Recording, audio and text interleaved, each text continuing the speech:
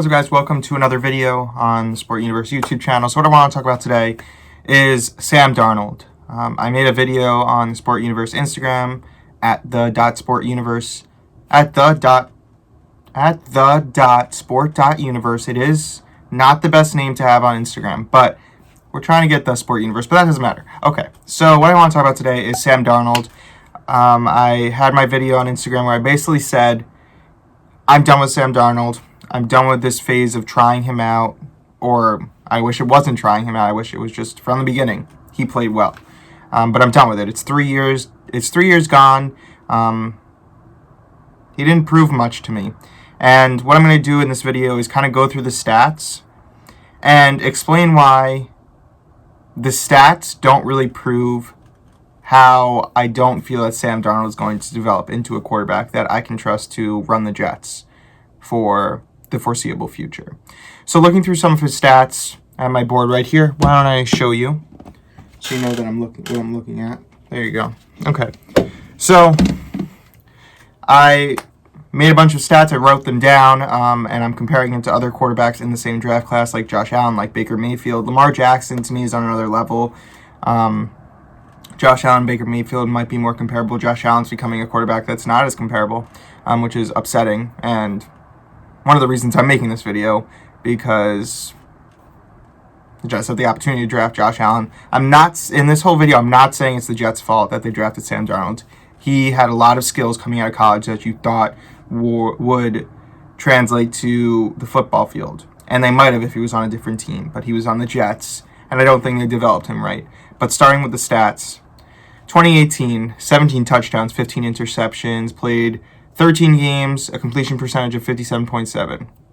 That's a solid rookie season. Nothing bad about that. 2019, 19 touchdowns, 13 interceptions, 13 games. Completion percentage of 61.9. In the second season, I would have liked to see a bigger increase in terms of Sam Darnold. And, I mean, the Jets just played terrible that year as well. He definitely did have a good stretch down the season, which is why a lot of people were excited for this season, thought that he could develop into the quarterback we all thought he was going to develop into. Didn't happen. And that's this season. I mean, I know it's a coronavirus season. I know a lot of things are affected, but he's played so bad. 2020, 3 touchdowns, 8 interceptions, 7 games played. Completion percentage isn't that bad, 58.7. But either way, you look at that, 3 touchdowns, 8 interceptions. That's mind-blowing numbers that are just... It's so hard to fathom that Sam Darnold, the guy we drafted in the first... I forgot what the draft choice was. It's mind-boggling numbers. For a guy that's 3 years into his career, he should not be putting up numbers like this. I get he doesn't have the greatest wide receivers. I get he doesn't have a good offensive line. And in my opinion, that's why I think the Jets ruined Sam Darnold. I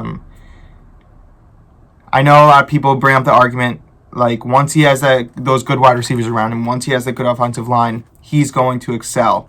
And I get that. But at a certain point, the Jets are never going to have that, not anytime soon. And you need a quarterback that can get things done with not having the greatest cast of characters around him. I mean, he had Robbie Anderson for 2 years. That was his best wide receiver, and he's turned into a very good wide receiver this year. He's had somewhat of talented receivers. Not the most talented, for sure. But if you're what Sam Darnold was projected to be, you should be able to get things done with not the greatest wide receivers. And this week, he had a good cast of characters. He had Rashad Perriman, he had Denzel Mims. These are players that have shown that they're solid wide receivers. I mean, Denzel Mims is a rookie, obviously, but these are solid wide receivers, and he had his worst game yet. Under 200 yards, 2 interceptions, 0 touchdowns. Just a terrible game. And if you compare it to other quarterbacks, Josh Allen, Baker Mayfield, like I explained, those are the two I'm comparing it to. 2018, 10 touchdowns, 12 interceptions, 12 games. Honestly, Sam Darnold had a better season than Josh Allen in 2018. But then you fast forward to this season, Josh Allen, 22 touchdowns, 8 interceptions, 11 games played, completion percentage of 68.8.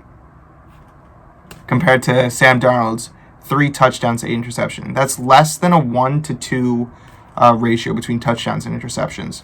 Then you go to Baker Mayfield. He's definitely dropped off a little bit this season, but anyway. 2020, 17 touchdowns, 7 interceptions. His interception rate to touchdown rate is actually much better just looking at it now. So he really hasn't dropped off that much. It's just because he's only played 11 games. I get it. The Bills, the Browns are on a different level than the Jets. They have more talent. I understand that. But what I'm trying to get to the point is the Jets have got this player. The hope was they could develop him just a little bit and turn him into an amazing quarterback. And they have definitely not done that. If they had, from his rookie season, a cast of good receivers, offensive line, his confidence, his skill would be off the charts by now. But for 3 years, they put him into a bad situation where he didn't have a good cast of characters around him. He didn't have a good offensive line, that's for sure. And he's turned into the player that he is right now. And that's a player that lacks confidence to be a good quarterback in the NFL. Lacks ability because he hasn't had a good cast of characters to throw a deep ball to have them catch it, to grow his confidence, to, improve his skills in other areas. He hasn't had those players around him. And I get it. That's not Sam Darnold's fault. That's the Jets' fault. And we know the Jets are a bad franchise. With Adam Gase at the helm as head coach, there's no way that Sam Darnold was going to excel. Adam Gase came in as a guy who was a quarterback guru, even though he didn't do much with the Dolphins. And he even said this week he hasn't done a good job of developing Sam Darnold. Adam Gase finally speaking some factual statements. He hasn't done a good job. Adam Gase and the Jets overall have not done a good job of giving Sam Darnold the weapons that he needs and the offensive line that he needs. But at a certain point, you also need to show that you're a quarterback that you can trust in the future to put those offensive weapons around. And, if I was developing the team, I would have put the offensive weapons there first before Sam Darnold took the helm. But anyway, it's 3 years. He's shown nothing to show that putting these offensive weapons around him right now in his current state would do anything for the Jets. And that's why I think they need to get rid of him. That's why I think Trevor Lawrence needs to be the quarterback next season. And let's just say they don't get the first overall pick, which it's becoming increasingly likely that they're going to get the first overall pick. Or let's say Trevor Lawrence decides to opt back in, even though it seems like he's done in college. I want them to draft someone else.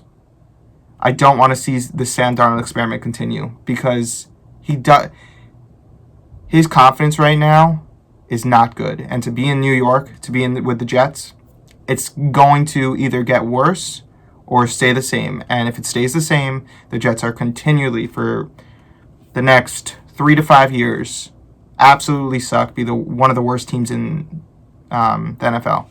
And yeah, I totally expect them to go to another team and excel. But I think that's what happens when you play in the New York spotlight. When you play for the Jets, you don't play as well as you could. And that's the problem with being a Jets fan. And I've dealt with that for many years. It sucks, but I think it's time to move on from Sam Darnold.